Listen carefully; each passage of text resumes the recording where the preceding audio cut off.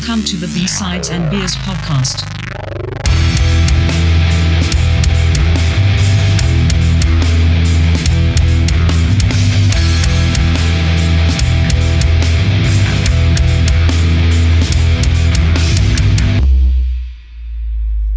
All right, welcome to the B-Sides and Beers podcast. This is our second episode, and I think today we're going to be talking about the Tragically Hip. So how's it going, guys, there? Good. Good. What are we... yeah, good, man. What are we drinking this evening? Colin, start with you. I've got this IPA from Calgary. It's from the Dandy Brewing Company. Yeah, it's not bad. It's a bit stronger. It's a 7.5%, but it's pretty good. Pretty smooth. Nice. Yeah. Dane? I got an old favorite, Roche from Holland. It's like the Molson Canadian over there. Nice. The Molson Canadian of Holland. Basically, yeah. That's great. Flip, are you drinking a pretty pink one tonight, or you got something else? No, I drank that earlier, but I'm drinking Navy rum. Navy rum, good stuff. Mixed Lambs? Yeah, Lamb's Navy rum. Just doing shots, or what are you mixing? Just on ice, man. I'm just Nice. kind of Whoa. got it low and slow, just sipping. Are you going to make it through all this podcast? Oh, it's going to get better as it goes on. I'm like 3 sips in, so just lubing me up. That's all. Nice. Rum's Well, a dangerous one. Rum is like, because it's made from sugar cane, right? So Yeah, like I didn't start drinking dark rum till like couple, maybe 10 years ago. All I drank was like Spice before that. That was probably when, you're drinking the 2-liter coolers and stuff like that, and you didn't care, right? yeah. But, and Michael, what are you drinking there? We've got some Carlsberg this evening, a little bit of Danish Pilsner. Nice. Yeah, rocking the tall boy tonight. Dane, can I see the bottle on your beer there? So this is like the one with the flip top. Okay. This one doesn't have a flip top, but they're like famous for their like pop top. Yeah. That's I remember that the green red guitar strap locks. Oh, Grolsch. really? That's what they do? No, a lot of cats they'll take those little red rings off of the Grolsch lid, Yeah. and they snap it on your guitar, your strap there. Oh, that's perfect. That's awesome. It's killer, man. And it says like Grolsch right on the thing. Well, it shouldn't say it on. It's just the little red seal ring. So Oh, okay. Oh, Yeah. I see what you mean. Right. yeah, you pop that off and then you hook it up. So Yeah. little music didn't know tidbit that. for you. Yeah, there you go. Yeah. Colin, you're in your bunker there, hey? Yeah, been in here since March, so yeah. The dungeon. Yeah. No, man. Yeah. Almost out of it, almost out.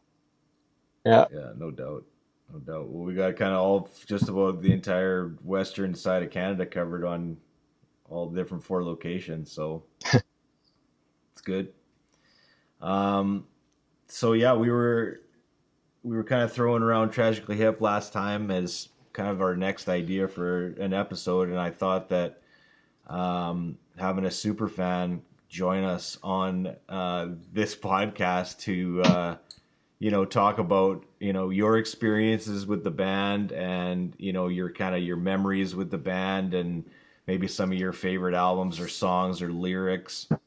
That's kind of where I was going with this idea. So I think that we all probably have some type of experience with this band, and some more than others, but I think as just being a Canadian just alone probably has a big part in that.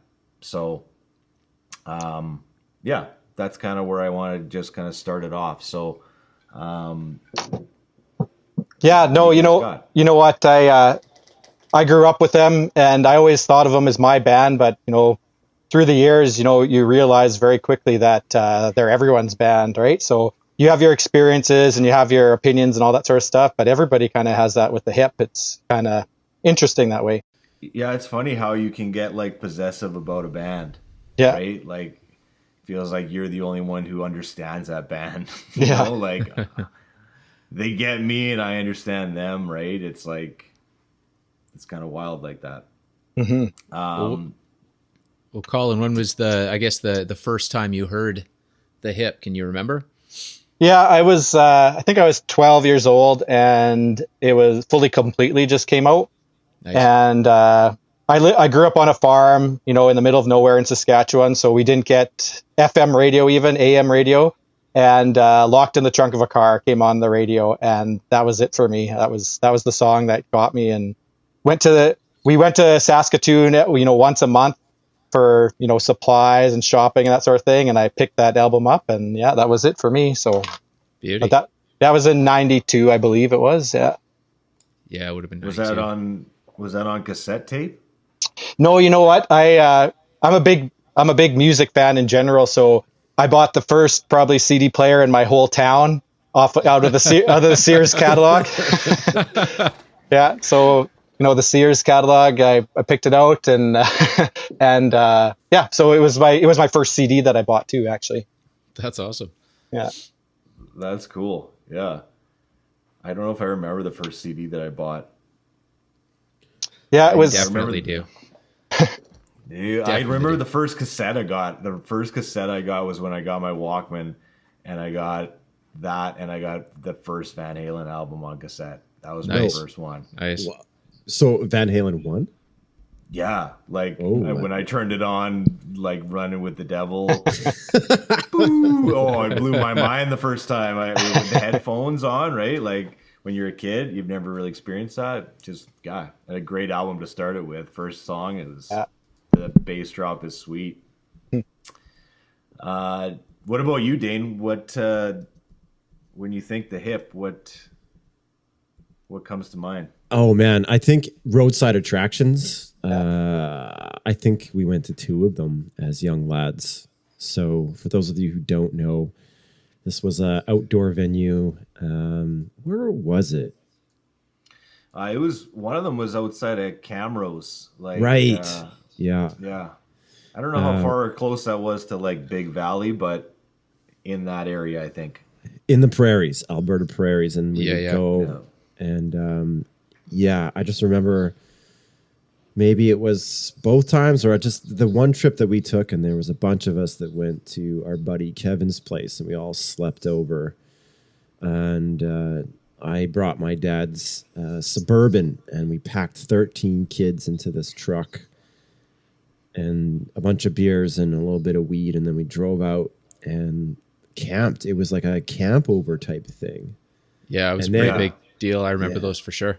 Yeah, and they were like the headliners, and I don't remember bad weather. I just remember beautiful weather, and like that was also like my first experience for like large festival kind of rock show type thing. And Yeah, those were pretty massive for Canada anyway. So. yeah, and it was right kind of in the heyday. Like we were in high school, and like we were all listening to Tragically Hip, and of course we all had our different types of music that we loved, but like the hip sort of like solidified everyone liked the Tragically Hip. So we, this was like a huge event for everybody.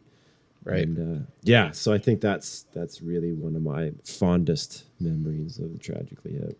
Very cool. That's it's a good way to put that. I like the way you put that because that's kind of what it is. Like it's like the glue that kind of holds it all together, right? Like it's like almost like a crossover kind of, right? Crossover band.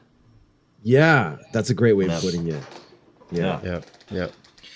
But yeah, I totally agree with you with the roadside attraction trip. That was a good one. That was fun, and it was scorching hot that day. I remember it was. I wanted to go up to the front of the stage because Sheryl Crow was playing, so I wanted to go up there and see her. Oh, and yeah. I could feel like my face was burning, and I could feel like just roasting. But I'm like, I don't care, And then. Yeah, by the time Tragically Hip came on, it was like it was dark, right? It was cool by that point, but it was an awesome day. Yeah, it was a lot of drinking, and do you remember Scott Ma's beer got stolen? Remember that? Somebody, you remember that? I do now. I remember, like, yeah. Yeah, yeah, and Damn. yeah, I don't even know. I don't even remember going back home from that. I kind of do because I was the one driving, but I remember Yeah. it being so hot that we were sleeping underneath the truck just to, like, because I don't think we brought tents or anything. I don't even know where we slept. Was it a? Did we bring food? Like, I don't even remember eating at this thing. I just don't- remember it was like a cooler full of beer and like Yeah. I had like a little dime bag of something, and then that was it. Like that's all we needed. Yeah, mooch. You get in there, mooch the rest. So Yeah, I think we just like we expected there would be like people selling hot dogs and burgers and whatever. We just didn't really plan, right? We're just like, whatever, let's just do this. Colin, were you there? Yeah, we made a road trip from Saskatchewan to that one with Sheryl Crow. Yeah, and it was wild. Yeah, it was hot. I remember, and my sister lost her big toenail in the pit at Sheryl Crow. Yeah, a Sheryl Crow pit. Yeah, Sheryl Crow pit. Yeah, nope. It was a great Only in show. Yeah, Alberta. yeah. Yep. I went to one before that too in Saskatchewan, another roadside, and that was the first time I saw the Hip, and it was awesome too. It was just a beautiful night, and it was awesome. Yeah, those are by far my best memories with the Hip. Yeah. Yeah, I don't remember if that was the first time that I had seen them. Like, I don't know if that was the first time we saw them, Dane, or if there was another one time before that. But what album was that for? Like, what were they even touring for that? Like, What year was that? Would have been 96, 97. Yeah. So probably Hen House. Dave? Yeah, Maybe I think Hen so. House? I think so because the one I went before that was for Day for Night, so that one would Yeah. probably would have been. Yeah. Makes sense. Yeah. Yeah. Yeah. I remember seeing them at the Edmonton Coliseum, and that was either grade 11 or grade 12, so 96 or 97. I think that was the first time I saw them. Yeah, I only saw them once. It was at one of those Canmore roadside attraction deals. When would that have been? Probably 99, 2000 maybe. And yeah, it was cool. The event was massive.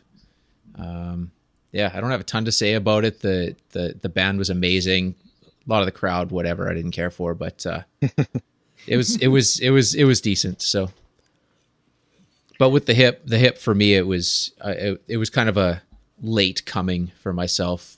I had heard them pretty well and everywhere since 80, well probably 90 anyway, and then it never really stuck with me. Like it never hit me until I don't know, maybe my third, I turned 30-ish, and then I started to get them. But I mean, for the most part, I knew every song that they released up until and including probably Trouble at the Hen House. And then after that, I didn't really follow too much.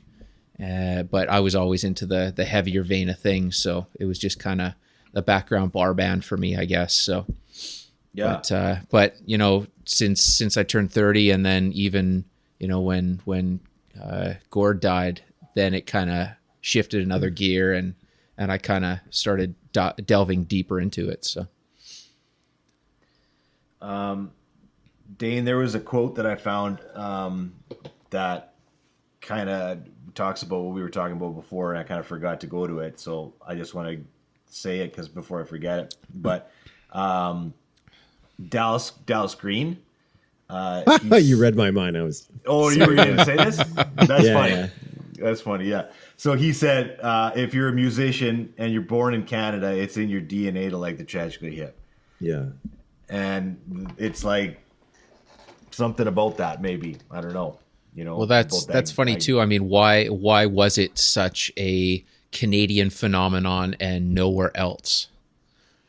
Well, I mean, I don't know about you guys, but I learned a ton about Canadian history because of the Tragically Hip. Because definitely. Right? Yes. Yep. Yeah. I searced it up myself, right? Like I was like, who is Hugh McClellan? Like who is that guy, right? And then I ended up reading I wrote it down. The Watch That Ends at Night. I had to read that in a university course that I was in. And I was like, Yep. this is awesome. I'm reading Hugh McClellan. I was like, something about the Tragically Hip. This is what this song is about. But yeah, learning about David Milgaard. Like, I didn't know anything about David Milgaard, right? Like, just so many things. Jacques Cartier, like, just all these guys that he talks about, and these figures in Canadian history that I'm like, who is that dude? Or, like, what happened at that event or whatever he's singing about or talking about, right? Yep. Well, how long did it take you to find your a really good nifty fishing hat? 50 mission cap, yes. My nifty fishing cap. Yeah. So yeah, let's talk about favorite album then, Colin. I want to hear yours. What is your number one Tragically Hip album that you will choose? Well, I mean, they got me on Fully Completely, but Day for Night was for me. It just, I don't know, a lot of memories with it, and starting off with Grace 2, that song. It just, I don't know. I listen to that album like almost every week. Like, I can just put it on, and it's awesome. So all the way through, I don't skip a single song on it, and yeah, that's it for me. Grace 2 was like an interesting departure from, like they always sounded kind of like blues band, bar band to me. Mm-hmm. But Grace 2 was almost like this kind of like trippy, it was just a different kind of vibe. Yeah. I remember It was like I remember it was kind of like a Jefferson Airplane kind of start to it. I always thought about it like it was like, kind of had that psychedelic kind of feel to it right off the bat, Yeah. right? Yeah. It just like you want to kind of start smoking up and just like settle in, right? And it starts with the bass too, right? Yeah. Yeah. Where normally it's just like, they're really heavy on the guitars and they don't mash out the chords, but you really hear the guitars in a lot of their songs. But Grace 2 was like, and I think that's why that song really reached out to me, is because this really interesting sort of bass solo in the beginning, right? Yeah, and pretty underrated, I think, as musicians. Like, they probably don't get enough accolades for that, because I think that they're probably underrated, in the guitar world or in the bass world or in the, Well, drumming they're world, very I think they're very straightforward. I mean, they're definitely there's a reason why you hear they're the biggest bar band in the world. Like, just the bulk of it is very much that vein. But like you were saying too, they have a ton where they just shoot off into these great other passages and lanes, right? So. And those first three albums, I mean, that is that kind of bar band stuff like you're talking about, and but it's funny, like I had never heard it. I was like Colin, I had never heard them until Courage. That was the first time I heard of them. And then, but I hadn't heard those first three albums. Like, it's funny how you don't, like, it doesn't come across your path or like back in the day, right? Like, Well, the only way you get these albums is either through friends or through radio or through, Much Music. So, I mean, if you miss those, right? Columbia House, man. I got mine from Columbia House. I guess so, yeah. Yeah. Or BMG. I got picked 12 and I paid a penny. Yeah. Yeah. And I had to buy they're still some hounding you. junky album. Oh yeah, they keep calling me. They're still hounding you 30 years later. Yeah, that's awesome. Oh man, I'll never forget like the first time I heard them. I was 12, I think, 'cause Fully Completely came out in '92, and I had a bedroom in the basement of our house. And on Saturdays, my dad would like iron his shirts or something. He would just do something and just like fucking crank the stereo, and all of a sudden like. And I was like, what the hell is that? What is my dad? Because my dad would listen to country back in the day. Right. And apparently one of his buddies gave him a Tragically Hip CD, and he just cranked it. And I just remember, like, what is my dad listening to? And that was like the first time I heard the Tragically Hip, and Cool. I think we were talking about, it's in, Colin, you said it's like every Canadian, loves the Tragically Hip, or has, had them in their life at some point. And like, for me, it's like this sort of generational thing where like my dad liked them before me. And then I got into them much later, just like you, Mike. I listened to them a little bit in high school, quite a bit actually, but then that, sort of dipped off and I got into a bunch of other stuff. But I think it was around, I guess, 2017 when they did that final tour. Right. And I think, like a lot of people got back into it, and just you start to hear these songs again that you just hadn't heard in a decade. Like, oh man, these, of course, Gord Downey's a poet, and the rest of the band is just solid as fucking. It's, just one of those things that, Well, it was always an odd band too, because like I said, I always heard the songs, and looking back, I like just going back at the catalog and going through every song. I know this, I know this, I know this. I can, the majority of the songs off of every album I know, but I never really listened to them. It was just kind of always in the background, and I didn't know why I knew every part to every song, because I didn't own a Hip. I still don't own a Hip record kind of deal, but I know all the songs, and when it comes on, I get pretty stoked now to hear it.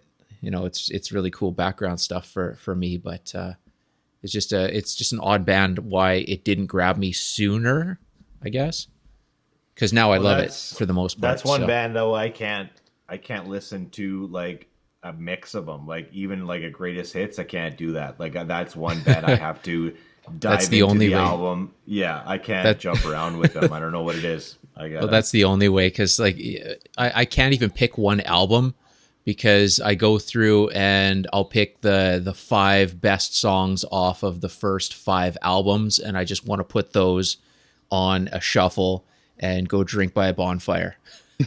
Yeah. That's really about it, right? Yeah. That's really about it for me anyway. But it's all brilliant, and Gord's lyrics are unreal, and it's so well done. So. Yeah. And Dane, you were talking about that final concert, and that's like another fond memory for me. But like, I was emotional during that show. Like I had it going in my old house in my theater room, and we had tickets. Nicole had never seen them, so we had tickets to see them in Edmonton, and then we moved. So we sold the tickets, and we didn't get a chance to go. Right. So they announced this final tour and everything, and then the show. So we cranked it in the theater room, and the kids were like just dancing the whole time.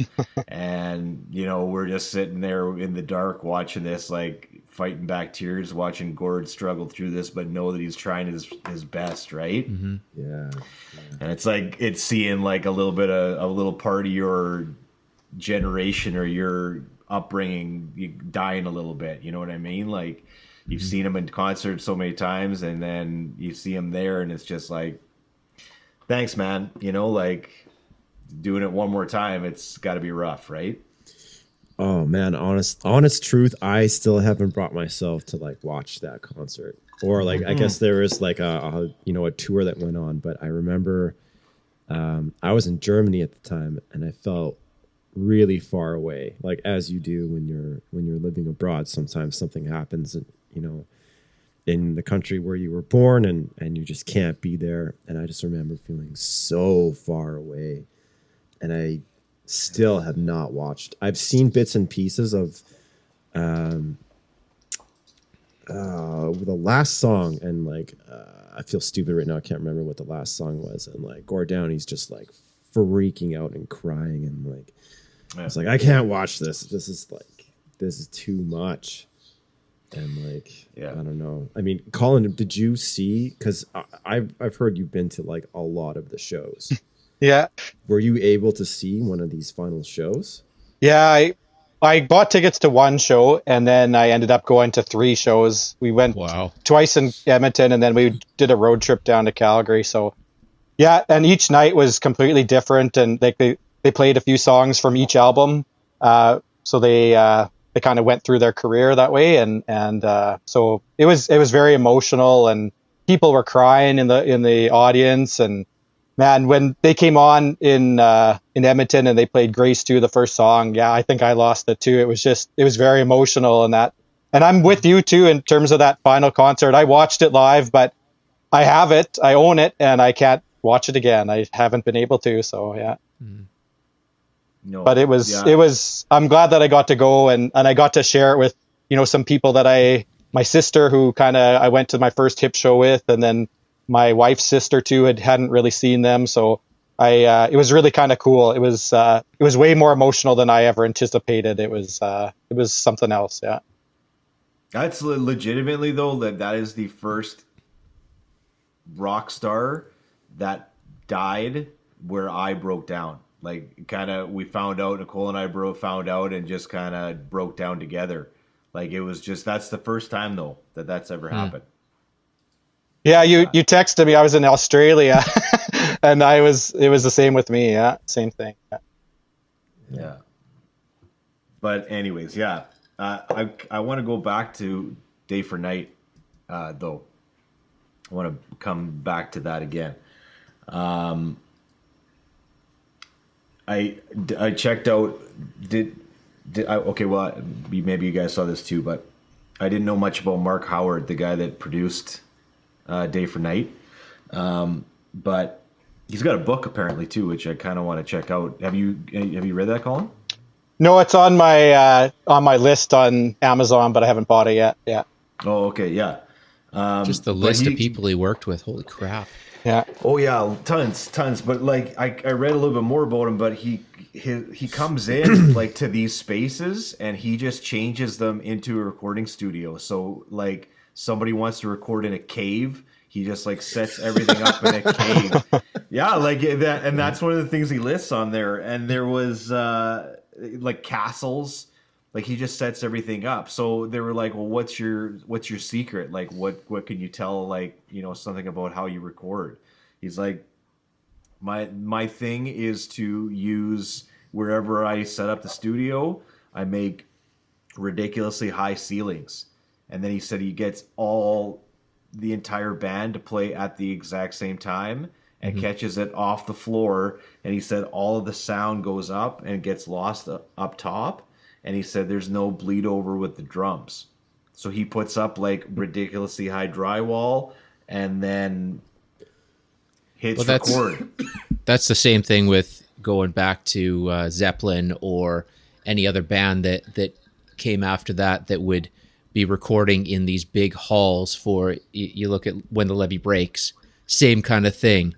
How they got that sound was a big, tall room, and then you see a lot of these cats come out and they're renting out silos, and they're renting out any sort of big tall building that they could get that same sort of sound from. So that's probably where he got that idea from. But yeah, well, he recorded like Automatic for the People, REM. Automatic for the People. Yeah.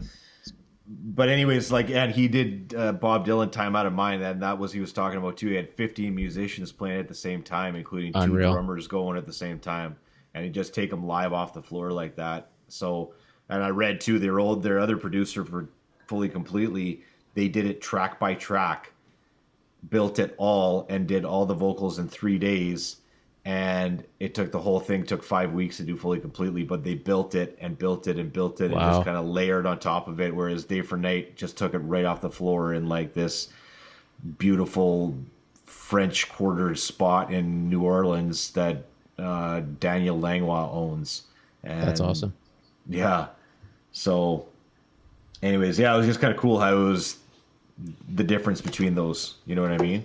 And I think even we've had experiences too of doing it both ways, right? Like taking it a little bit more live off the floor as opposed to breaking it down and doing it bit by bit, right? Right.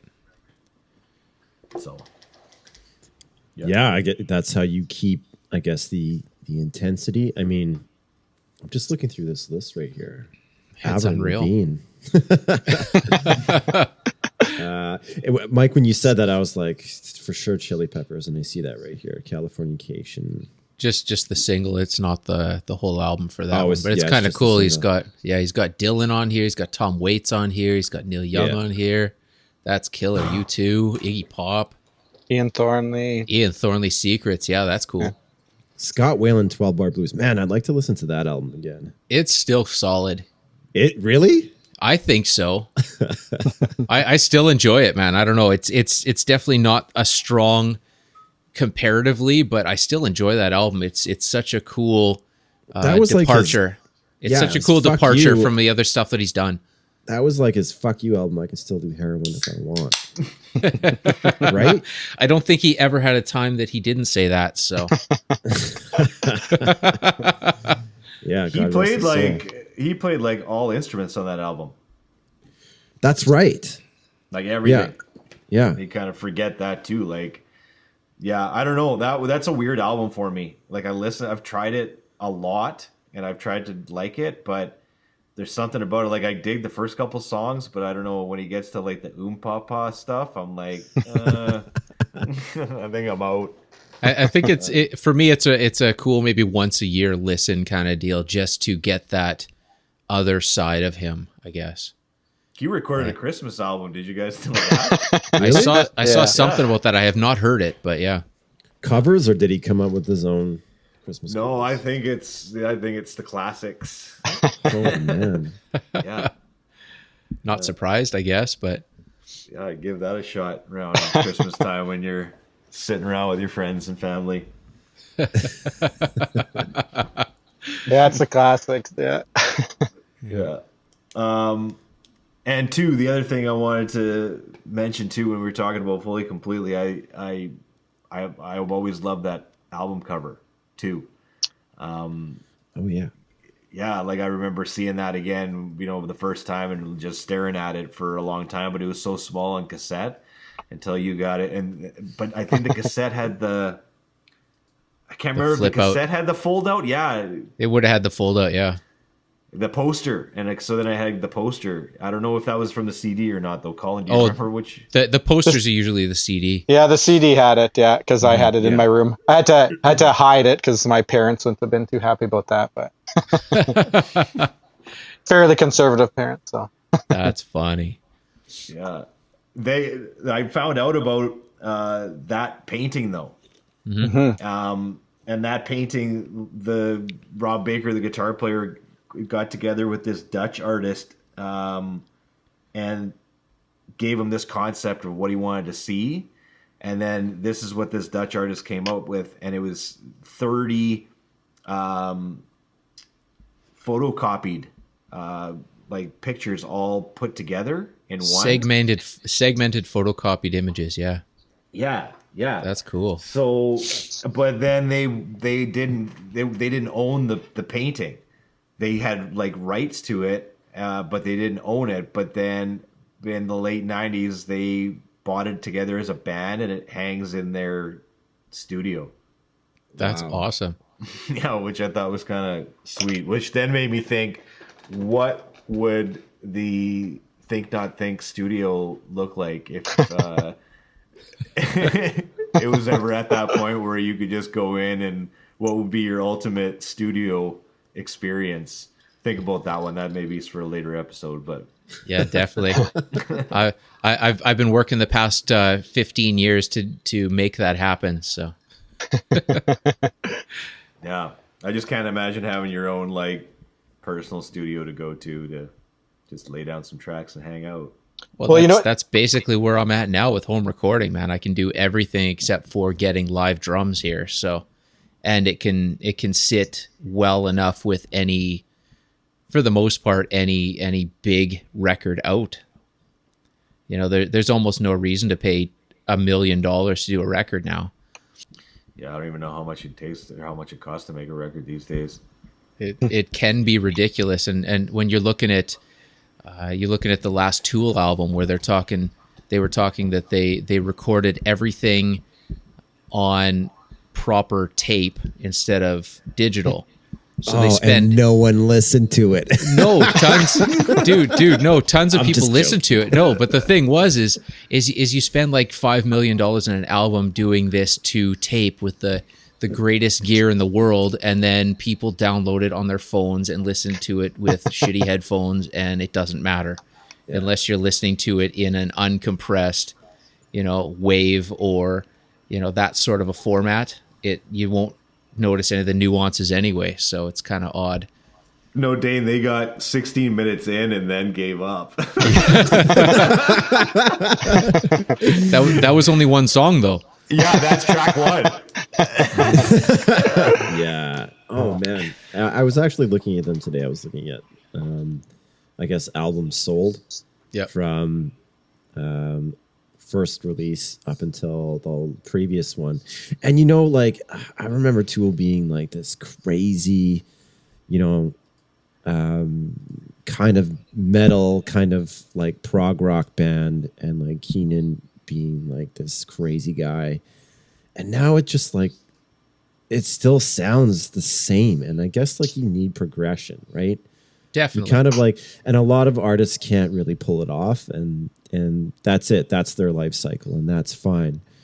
And personally, I think they plateaued, like they peaked at Lateralis, and then everything after that. You look at 10,000 Days Later, and there's a couple good songs, but it's not a solid album. And then you look at the newest one, and I think I like 2 songs off of it. Yeah, I remember when I picked up 10,000 Days, I was so stoked. And I think it was just the anticipation was the best thing. I didn't even listen to the latest. I don't even know what the name of it is, but yeah, the newest one, check out the track called Tempest. That's a killer track. Other than that, I just didn't care. So yeah.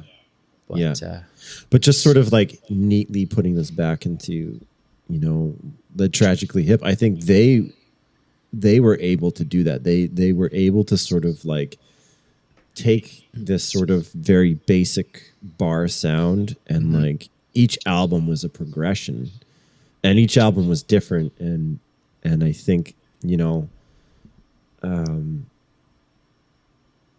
the most popular song was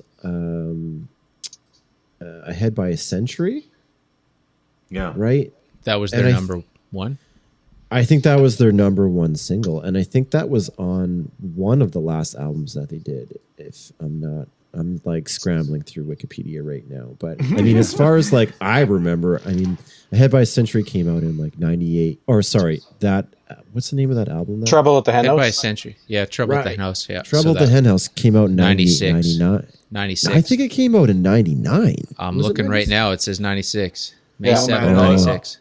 I'll give you the story as to why it's 1996. And Okay. You probably don't remember this, but you're actually involved in this story. Okay. And it goes around this album. So here it goes. It's going to go fast. We were in high school. We were in grade 11, I think. And we had tickets to go see them. And it was for this tour for this album. And we were sitting in the nosebleeds. And I was at football practice in high school. And I got out of football practice and I got into my dad's van and turned on the radio, and they're like, if you can come to Capilano Mall right now, we will give you Tragically Hip Hen House access tickets. Which meant that you got to go be on the front of the line, like front of the stage kind of thing, right? You were like right next to it. So we went, obviously nobody's at Capilano Mall because it's senior town around there, right? Like nobody's going there for the Tragically Hip. So we got the tickets, no problem. And the night of the show, you had a fever of like 107,000. I remember, yeah. And you couldn't go. So I don't even remember who came instead of you, but you weren't there. And we were like between the, like past the first line. Yeah. Front row. That's what I'm trying to say. Front row. I remember that. I was trying to remember like why. And then I went to the show because they had a double, like they had 2 shows in Edmonton that tour. And I went with Brian Knickerbocker. Oh, yeah, shout out Brian Knickerbocker.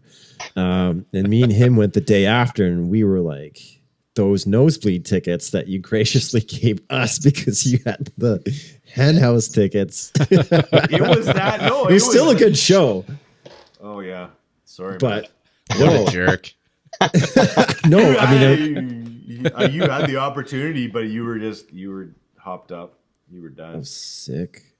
But there at you least go. I got to see them. At least we like. Oh At least I yeah. got to go see them.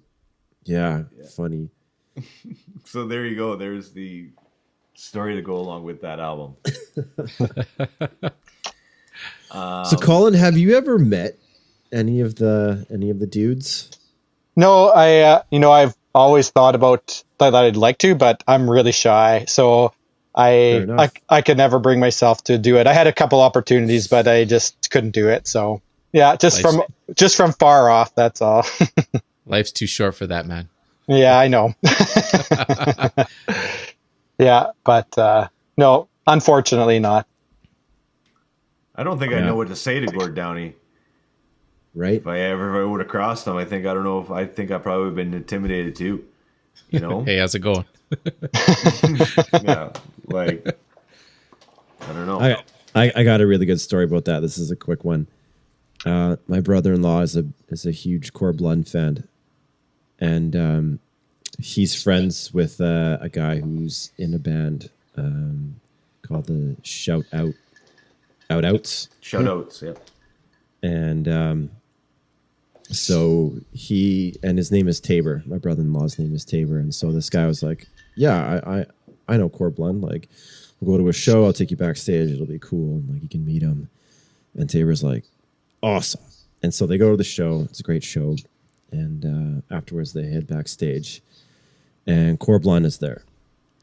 And Tabor goes up to him and he's like, hi, my name's Tabor. You're from Tabor, Alberta. And that's all he could say. That was it. And So for anyone that doesn't know listening to this, he's from a band called The Smalls, or he was anyway. He was playing Seminar. We were going to see him at the Roots and Blues Festival this year. We had tickets. But that's not happening. So Yeah, right. Oh man. they It's had hard to- his name painted on the like garage door, and now it's just like painted over. It's like super sad. Take your name off the marquee. You're not playing here tonight. Yeah. It's hard to think about that. All of the amazing shows that just didn't happen, that are not going to happen. Yeah. It's all postponed. It's all temporary. Things will open up. Things will get fixed. Things will be all right again. So, Man, I was supposed to see The cool to dwell on Darkness, it. man. oh, wicked. Oh no. That would be Yeah. Where? The old Thunderdome. What's it called now? I can't remember what it's called now, but it used to be the Thunderdome in Edmonton. Union Hall. Yeah. Yeah, Union Hall. That's it. Yeah. Oh man, that place has had some crazy shows. Yeah, that's too bad. That would have been an amazing show. Yeah, it would have been fun. Yeah.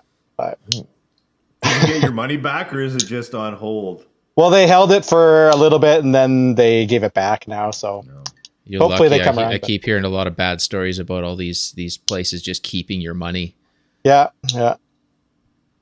Unreal, especially with the Ticketmaster, and a lot of cats buy stuff on that or bought stuff on that prior to, and yeah, there's no way they're getting their money back. It's unreal. So Yeah, it's too bad. yeah, My dad had Stones tickets for Vancouver, Oh, yeah. and that he didn't get his money back for that one either. So Oof. yeah. well, But I think- yeah, go ahead. I think Ticketmaster changed their opinion on that. Hey, Yeah. that's what I heard. Enough people bitched about it, and they just went back on what they said they were going to do or not do. I guess, Right, but it's dirty. It's dirty. it's weird. Dirty Ticketmaster. Yeah. They Well, are. even speaking of the Stones, though, like I keep going back, thinking about the Hip and why they didn't make it outside of Canada. And you look at I did a little bit of digging, and they opened for the Stones, they opened for Pearl Jam, and still nothing. And it's very odd that bands like that would not have picked them up and taken them on the road, or why are they so massive in Canada and anywhere else in the world nobody gives a shit. And even if you go down to the States, they'd sell out 2-3 arena show nights in Canada, and then you go across and they're playing this tiny pub to 8 people. What is the reason that they didn't catch on? I mean, lyrics aside, being mostly Canadian themed, what other reason would they not have caught on? I mean, I know there was a lot of competition at the time, but I think they would have been strong enough to catch some sort of a wave. They were even on Saturday Night Live. Yeah, they did the one played in that Woodstock 1999. They played Woodstock, so yeah, and still, they made more than enough money to not have to overly care about that just from Canada. But you look at a lot of other bands like Alexis on Fire that never got huge in the States, but they're massive in Canada. They're huge in Australia. Like they have they have like 3 other markets that they can go to and make their coin, where the Hip just didn't get anywhere outside of Canada, which is just bizarre. It is weird. I don't even know how many bands that you could even find that have that, like attached to them. You know what I mean? Like, I'm thinking of like a true kind of like American band or American artist. I think of like Bruce Springsteen, I think of something that's like a true American, or like John Mellencamp. But like, those guys made it still in everywhere. Canada too, right? Yeah. Like they're around. So I don't really know. Like I'm not 100% sure why that happened, because they definitely had opportunities, right? Yeah, and I think this has been probably the biggest discussed thing among Hip fans, and there's a lot of theories in that. And if you talk to any bands that tour with them, they say that they were the nicest guys to tour with and that sort of a thing. But I think it's got to be, their management. I honestly do, and their promotion. I don't see otherwise, but I don't know. I have no idea. It's a $1 million question, but they could have easily got the right promotion. They could have, what about some big band like Pearl Jam or the Stones or whatever, taking them under their wing and saying, we'll take you on tour for this. We want a percentage of whatever just to get you out and expose you. I mean, they seem to be a good click with any of those bands. Yeah. So there should have been something, right? And it's almost like they didn't want to. Yeah. To a point too. It's like they didn't want to push past that. We're so massive in Canada. Do we really need to? We're still getting our art out there, but it's just odd. And the Hippos will say, like they get asked, and they're tired of people asking them about it, but they'll say that in the States they'd sell out shows still. And I went to a show in Vegas and it was sold out and it was awesome. I mean, it probably was 3/4 Canadians there, but exactly. And how big was the room too? It was House of Blues. It was, a few thousand. Right. But they said that, for what I think you might be onto something, because they said for what they wanted and for, what they did, they were happy with, selling out what they did and that sort of a thing. But I don't know. And if that's the case, I got to respect that. If you just want to keep that in your home country, that's kind of cool. Like, I don't know. I like that. You're making enough money here. You're doing well. You don't have to go internationally. You don't have to do that. Like, I don't know. But at the same time, you look at Gord and his lyrics / poetry. I mean, he seems like someone that should have gone out a little more. Like someone should know him in the States. Someone should know him in Europe. So that sort of thing, right? It's just, I don't know. It's an interesting thought, though, about the management at that time, too, because you think about, like, they had a window almost, too, right? Like, and that window was, like, fully, completely day for night, and then it starts, like, dwindling off at that point, right? That it's like the can rock thing is, happening, and they're not that can rock part of that, like they weren't playing Edge Fest and stuff like that, right? Like, so I don't know. It feels like if they didn't have the right management at that time, maybe, Pearl Jam doesn't have the right management during Versus or during 10, and they miss out, and now they're on to the next album and nobody cares anymore, which is maybe what happened to them. I don't know. Yeah, I'd be curious to like hear their side of the story, because I mean there's something to be said about the sustainability of like being in a rock band. I mean, if you can just keep it at a level where, like Mike, you said, you're getting your art out there, but you don't have to tour 300 days a year, and you're not, subjected to like, oh, maybe the next album could sound a little more grungy to fit the Right. I think you're onto something there, because they were very protective about their creative process, right? Like they did not let a lot of inside or outside, people dictate what they would do. And so maybe they were worried about that in terms of, they had a good thing going in Canada, the record label and everything, they let them do whatever they wanted to do because they were successful in Canada. And if they were more successful elsewhere, maybe they'd have to give that up. I don't know.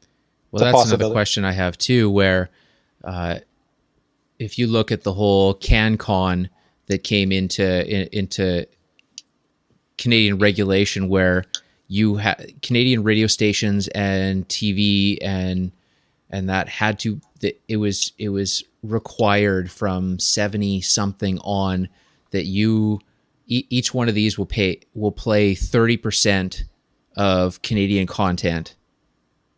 They absolutely have to play 30% of Canadian content each day.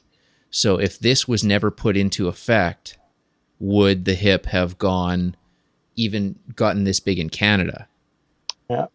Just because there's so many other giant artists that were coming out of the States, and at the time when these rules came in, for the most part, Canadian content was always thought of as lesser than, like, you could tell a quality difference and just all round.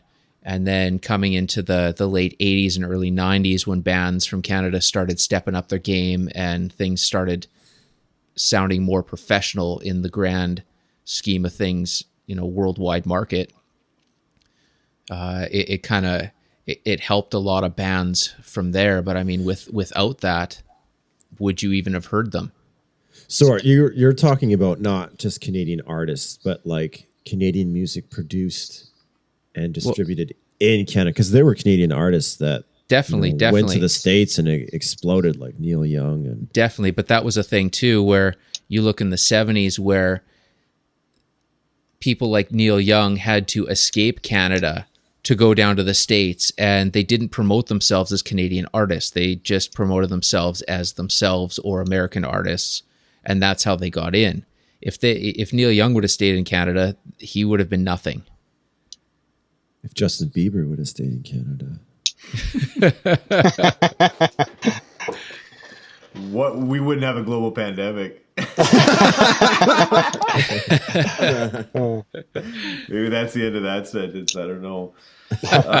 Yeah, like, I don't know. There was stuff coming out in 91 though. Like, there was other things at that point. Like, I think back to the 70s of Canadian music, and that's when it was like the joke. Like, the Junos were a joke. It was like Rush and Anne Murray. Like, that was right? Like, Definitely. BTO, like, and nothing against any of those people, but I mean, the landscape wasn't exactly littered with a lot of bands and talent there, right? So I don't know, by 91, like, you're getting some of those bands in there that are starting, but I don't think that the Tragically Hip ever fit into that can rock kind of thing that was going on, even, on the side of, not even grunge or anything like that. Like, they weren't there. And I can't even really put my finger on it. If we're talking about putting them in a genre, I don't think I could do that. Like, I think it goes beyond like bar rock almost now. It's just like,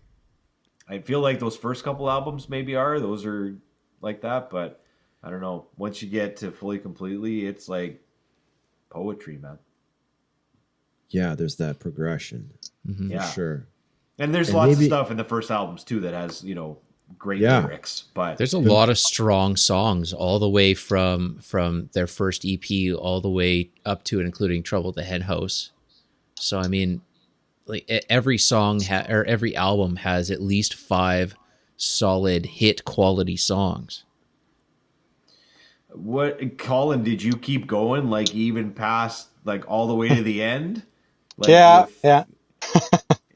Yeah, I did. And I mean, it was their quality did definitely drop off. They got a little bit more, I don't know. I don't know if you would call it offbeat maybe you'd say, but and they'll admit it too. They did Phantom Power and Music at Work with Los Lobos as Yeah. their producer, and Yeah. they said we got one good album out of them. So they know, it was a bit hit and miss from it there and whatever. And then they did a couple with Bob Rock that were, Bob Rock albums. And But I mean, even working with Bob Rock, that should have at that point it should have kicked him into something. yeah. So I don't know.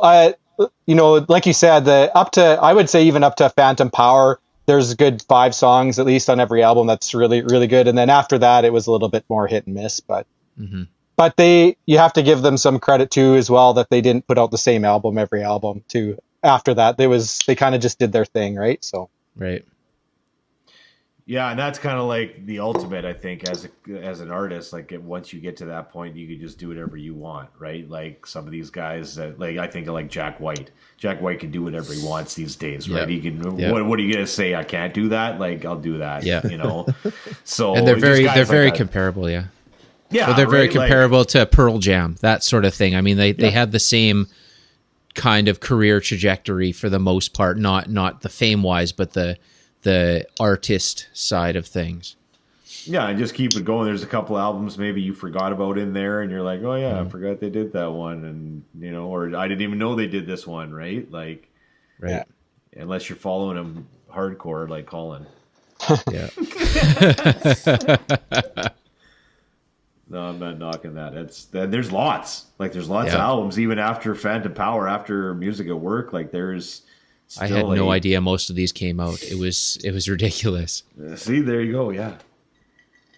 Yeah, there's lots. I think there, anything after Music at Work, I didn't hear any sort of anything about it. Like they just completely dropped off my radar. So, and to come up with 1, 2, 3, 4, like 6 albums after that. well, they didn't really even get radio play after that, to be honest. Right. So Really? yeah. That's bizarre. Also being such a large Canadian band that anything after Music at Work, the radio stations turn their back on you. Yeah. Yeah, they That's were bizarre. done. Well, if you're not pumping out a hit, I guess, then you got to put on Justin Bieber. Well, you gotta like think about the politics behind that too. I mean, it's definitely. funny. We've got like, a couple radio stations here that work, and sometimes they're playing the same song at the same time, and it's fucking Tom Cock, and like, that'll never die. They'll be playing that until my kid is sitting here doing the same thing I'm doing. Yep. But like, you have to wonder like the politics behind these radio stations, and like, who makes the decisions that this is going to be played at what time, and like followed up by what commercial, and like how does all that work? Well, it all came down to deregulation of these media companies, and there was a Right. time when you could choose your list, and then as soon as that changed, then it was okay. Here's the structure. This is what you're doing, because all we're doing is selling ads. Yeah. So like, yeah, it's interesting. I mean, these guys were around before, Spotify. I mean, like they were around during Spotify, but like their heyday was before it. And how much would that have changed their trajectory? Just sort of like being able to take a piece of the internet pie, Yeah. But back in the day, you had a couple of rock stations, most of which were classic rock. And then there was like the one progressive one. And Yep. then that's being diluted with a whole bunch of like, American stuff. And like you said, 30% content was like mandatory, but then Right. they're fighting against other Canadians, and like, how does that work from like a political, like, And that's another was crazy it their thing too. managers? Was it radio stations? What was it that sort of just kind of like? Well, that's another crazy thing too, because you look at Crash Test Dummies, you look at Bare Naked Ladies, and these Bare Naked bands Ladies. got huge in the States. Yeah. So Yeah, it's funny. Like they could do a documentary on this, and the Tragically Hip remaining members would probably absolutely hate it. But Yep. I'm sure you could find enough content or do enough research on this to find out. Maybe do some digging. Maybe somebody put a block on them or something like that, blacklisted them, or who knows? Maybe there's some kind of conspiracy theory in there. but listen, I mean, it's like the way that I've been sort of thinking about this today is like it's a fine wine where like you gotta go to a special place, like in a special country, and only the people there can really appreciate it and tell you about it. And if you're not there, you're not going to get the true essence of it, right? exactly. Yep. And like to me, like that's the Tragically Hip, where like you said just like sitting around a campfire or with your friends and having a beer and like Right. yeah, Right. that was a staple. That was like that's what made the Tragically Hip so awesome. Like Right. not being on the radio, but like Yeah. or someone pulling out a guitar and playing a hip song, like that happened all the time Yeah. when we were in high school. Yeah. And everyone around the fire knows it. So Yeah. And you sing along and make up your own lyrics if you wanted to or whatever, but like Nicely done, Dane. special. I like that. I gotta give you props on that. That's good because that's I think you nailed it with that like essence of the country or that you're in order to experience it and in order to understand it. I think more on a deeper level than somebody An who's outsider. in who is in the United States who is like, who the hell is David Milgaard? Or Yeah. like, Yeah, right. or they don't even know because his name's not even said in the song, right? So they're like, well, I don't know who, yeah. don't even know about it. But I think that's good. That's well put there because that's exactly what it is. I think we nailed it. We figured it out. Don't have to do the documentary, I guess. That's awesome. That's awesome. Yeah. Well, that's probably a good spot to sort of gear things down to the next little section here. If you want to go to favorite albums of '87, I have to go to the bathroom.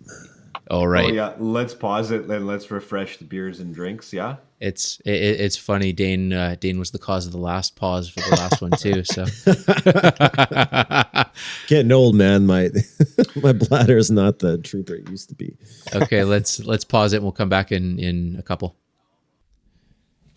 Okay, so we're back here. We're gonna talk about our favorite albums from 1987, the release year of the Hips EP.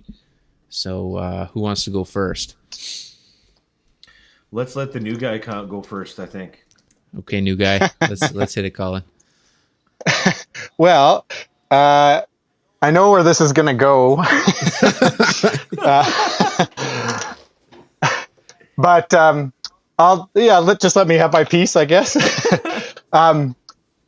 There's a lot of good albums in '87 too, and I don't remember '87 at all. I mean, I was 7 years old or whatever. Yeah. But this actually links back to the Tragically Hip, and so I'll tell you a little story with that as well. But the very first roadside attraction that the Hip did, and I didn't go to it, but they had Midnight Oil open for them. Okay. Yeah. And they said that was the hardest thing that they've ever done, because Midnight Oil, I don't know if any of you have ever seen Midnight Oil live, No.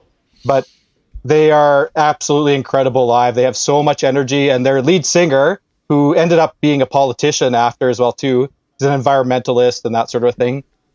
He's absolutely bonkers. He's kind of like Gord Downey in terms of like being, holding the show and people watching him and that sort of thing. Right. But anyway, they opened for them in another roadside attraction, and they put out an album in '87, and it's not their best album. I'm a big Midnight Oil fan too, but Diesel and Dust it's called, and it has probably the only song that a lot of people know of them, Beds Are Burning. Okay. Yep. But I really like them because of the lyrics as well too. They're very political, and a lot of their earlier albums are a little bit more punk, I guess you could say. Right. And so their album 10, 9, 8, 7, 6, 5, 4, 3, 2, 1 is one of my favorite albums of all time, and it's very political and it's awesome. And I got the chance to see them when I was in Australia in '87 at Hanging Rock, this outdoor venue that was absolutely incredible. And yeah, it was fantastic. So I know I'm not Appetite for Destruction. I love that album. And that's going to be the joke of this one is who else is going to pick that one?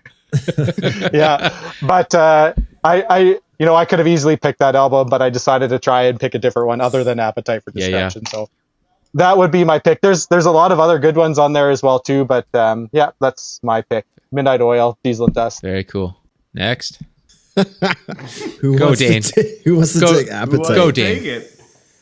Yeah. I wanted to do Okay. something different as well. Yeah, but, let's say Appetite's off the plate here. Appetite is off the plate. Oh, what the fuck am I going to do? Okay, I've got Okay, you're the only one that's allowed to say Appetite. Okay, go. no. It's totally fine. I've got a couple backups here. I'm just sort of like taking another look at this. I didn't know Faith No More Introduce Yourself was released in '87, although that is with Chuck Mosley on the vocals. Yeah, so Which is not the best, I would say, representation of Faith No More, but yeah, definitely a good first album from the band. Yep. With Big Jim Martin on the guitar.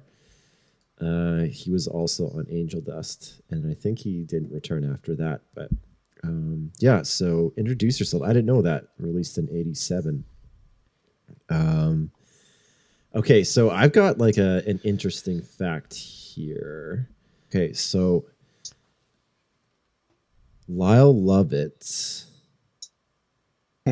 and I okay. Just bear with me here. Okay, so Lyle Lovett. tape is expensive. Hurry up. No, you guys will dig this. You guys will dig this. Okay, so for those of you who don't know Lyle Lovett, I guess he's like a decent. What would you call his music? Like folky, I don't know if I'd call him folky, rock but folky. yeah. Okay, so he released an album. Oh, okay. So it says here 88. I thought he released Pontiac in 87. So I'm getting like conflicting sources here. Yeah, mine says 87 for that album. Okay, great. So okay. Yeah. Okay, so this is not my favorite album of 87, but it's a cool story. So I'm just going to throw this out here. So Lyle Lovett, guy with the crazy hairdo.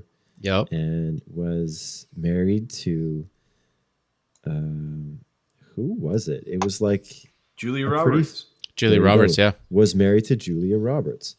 Okay, so released an album called Pontiac in 1987.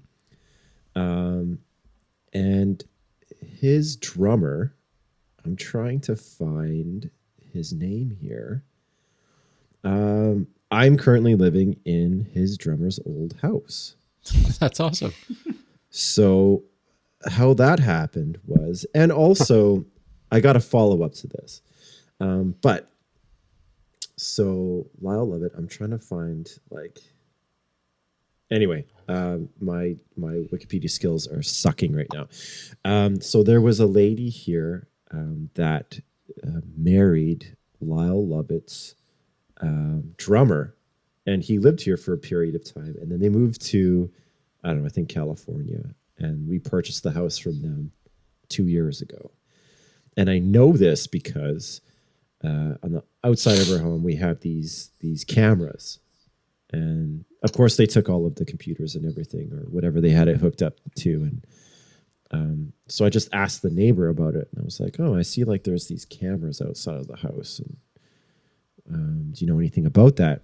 And he's like, yeah, the previous owner used to have all of these gold records on the wall downstairs, and they were worried about people coming and stealing them.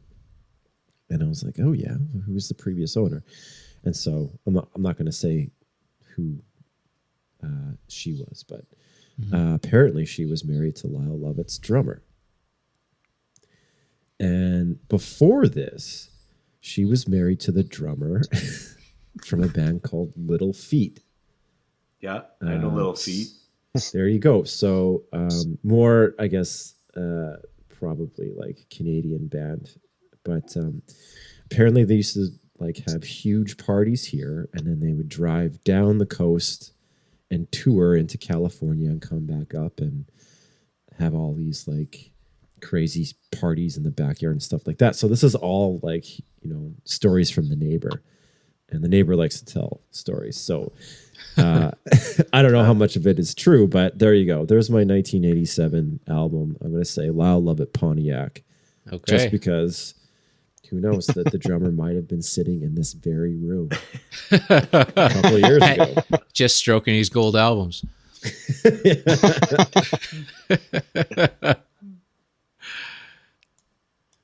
All right. Well, I'll thing for drummers. Yeah. That's all. Who does? Well, 87 was a pretty hard pick here. Just too damn many good albums. We got what's on here? We got some Michael Jackson Bad. We got some Prince Sign of the Times. We got U2 Joshua Tree, Motley Crue Girls, White Snake, awesome. Geez, it's tough. There's Anthrax, Among the Living, which was killer. But since I am such a massive Motorhead fan, I'm gonna go with Rock and Roll, even though that's not their strongest offering at all. But it's one that I keep going back to for, Rock and Roll, Eat the Rich, Stone Deaf in the USA, The Wolf. There's enough solid tracks on there that I just keep going back to and always will. So that's my pick. So. Nice. I'm picking Appetite for Destruction. Of course you are. No, I was going to do the same thing. I kind of picked a backup one, but what's your backup? My backup is Bad. Yeah. Good. No, my backup is Michael Jackson Bad. I don't know. I kind of went backwards on it a little bit, maybe because I don't think it was old enough really for Thriller at that time. I remember seeing Thriller, like the video, and I remember being really freaked out by it. But scaring the shit out of you when you were like 4. Yeah, like 3, it's still scary 4 now, man. Like I totally, it's like one of those things. It's ingrained in you. But and then I kind of remember learning more about like bass through Michael Jackson Bad, because I was like, these bass lines, like what is that instrument? Like what's laying that down? And like, just kind of getting into that. But then lots of songs on there like Smooth Criminal, Dirty Diana. Like there's a whole bunch of tracks on there. Bad itself I loved. There's a bunch of other ones on there too. Speed Demons on there. And it's another one that I had on vinyl too when I was growing up. Like my sister had Thriller, and then she got Bad on vinyl, so it was like, it was awesome. It was awesome. So that was one of the few ones that we had too. But that'll be my backup pick. But wicked. Yeah. If I could throw like this out there, that was the last album with Quincy Jones. And yeah. It's probably not surprising. Yeah, and I think like I kind of looked at that one a little bit today too, and there was a lot of like experimentation with synthesizers and stuff like that. But just like the way that Michael and Quincy just like polished that album, like it's like ahead of its time. Like if you give it another listen, and you're like, is this 87 or is this 2007? Or, right. Whatever. Like it's crazy. It's some of the stuff that they were doing. It's just mind blowing. Yeah, like I think that connection is like one of the greatest in history, as far as like between producer and artist or producer and band. I don't know, like that connection is just like it's off the charts, right? Like how they work together. I don't know, but I remember watching they showed the Bad 25th anniversary of it. There was a whole bunch of like behind the scenes stuff of it. I don't know if you guys saw that, but there's like a mosquito in here, man. It keeps buzzing in my face. It's Jackson. Yeah. So, anyways, it just ended awesome. Like showing Michael Jackson like practicing with like his crew at like 3 o'clock in the morning in his hotel room, like practicing dance moves in the mirror, like getting ready for it to go on stage. Just like cool behind the scenes stuff. But anyways, yeah, that's my pick. But yeah, I think Appetite is probably my real number one. But you know, That's okay. It's kind of all our real number ones, except for Colin. No, it's my number one too.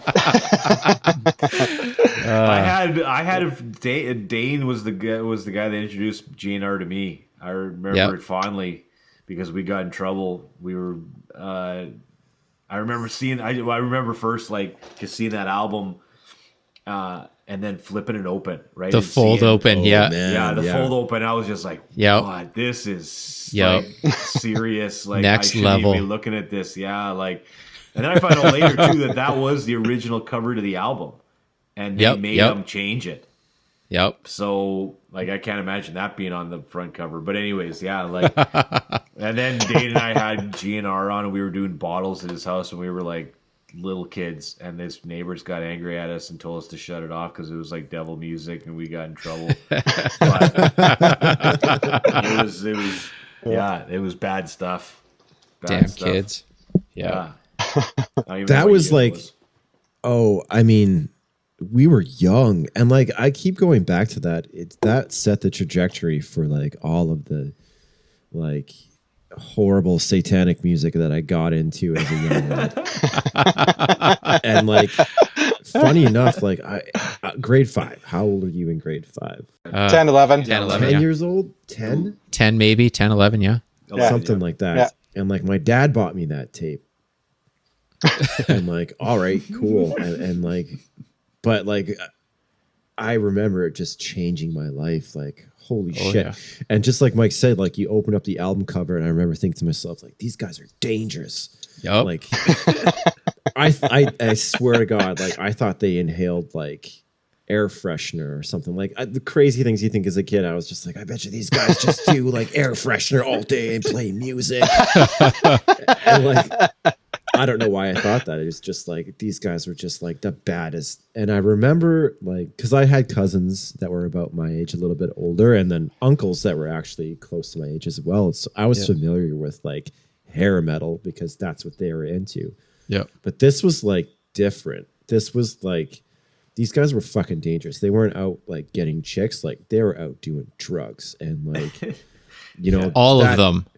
Yeah, and that Not album some cover drugs, just all of said the it all. drugs, yeah. Yeah, exactly. I mean, there's like stories about like Slash and whoever like Izzy Izzy and Duff, yeah. Yeah, and Duff like in the back of an airplane smoking crack while the pilot of the plane was almost too drunk to land the plane. Like you don't get more rock and roll than that, right? Yep. That's proper. You only live once, I guess. Yeah, for sure. And like how many times did each of them die? Like I'm sure all of them died. Oh, once or yeah. something. Slash has a pacemaker in his heart there for forever now. But I But mean, yeah. it was still like good music, like straightforward rock and roll. Every song is solid, and like that It was- set my path.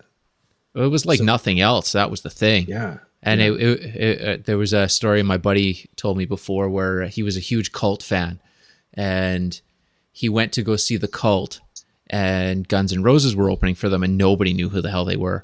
And so he catches Guns N' Roses, and by the time they get off the stage, they're done. He's like, "Shit, I brought the wrong T-shirt," kind of thing.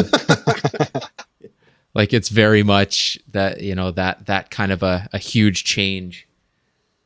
Like this big bomb has dropped. So It's funny though when you go back to that kind of in and around that time of other albums, like hair metal albums, if you want to call them that, they sound like it, right? Like they sound like hair metal, you know. But like if you Kinda. go back, yeah, like Yeah. I don't know, when you go back to Appetite, it doesn't sound like it's still No. good to this day, right? Like it's, definitely.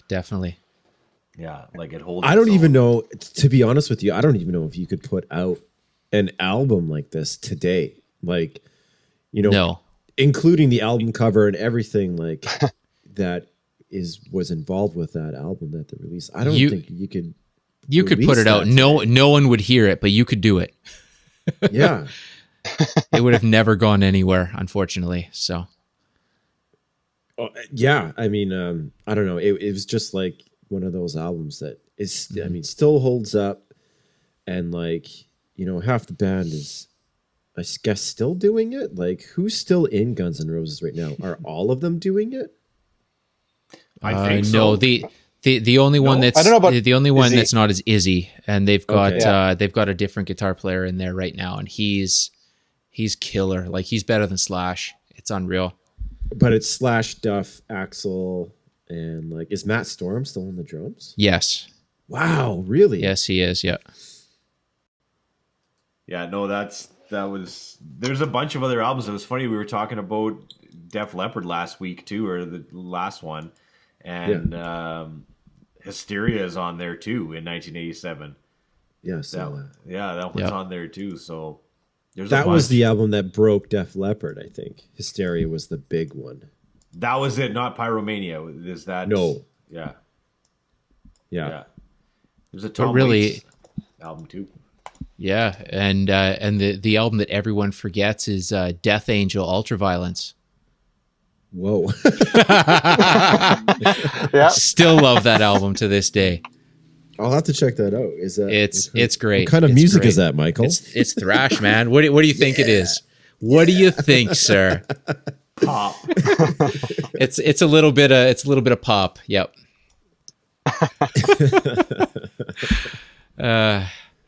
All right, guys. I think we should probably gear this one down. We're well over an hour now. What are we at here? We're at an hour 22. So yeah, I guess we'll shut this down. I want to thank Colin for coming out and giving his insight and just hanging in general. Thanks for having me. Yeah, and fun. yeah.